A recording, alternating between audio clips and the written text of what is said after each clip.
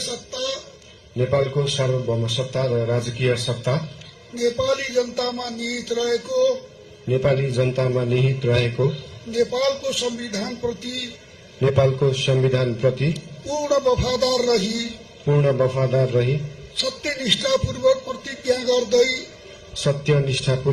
प्रतिज्ञा गर्दै ईश्वरको देश र जनताको नाममा ईश्वर देश र जनताको नाममा शपथ लिन्छु कि प्रधानमन्त्री पदको जिम्मेवारी प्रचलित कानूनको पालना गरी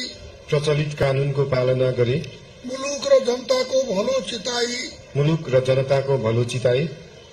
कसैको डर नमानी पक्षपात नगरी पूर्वाग्रह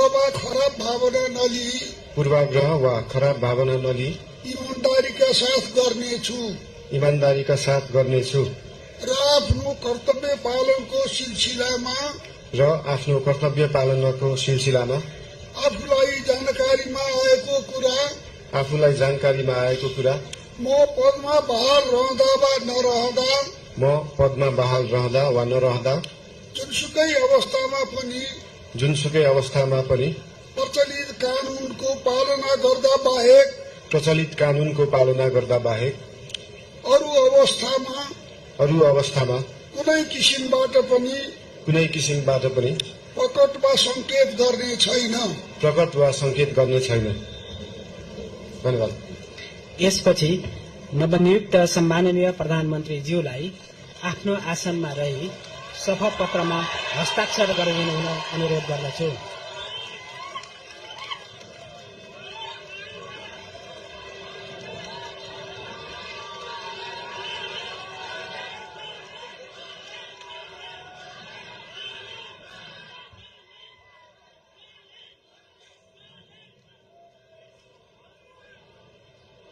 सम्माननीय प्रधानमन्त्री श्री बालेन्द्र शाहज्यूबाट प्रधानमन्त्री पद तथा गोपनीयताको शपथ लिने काम सम्पन्न भएको छ।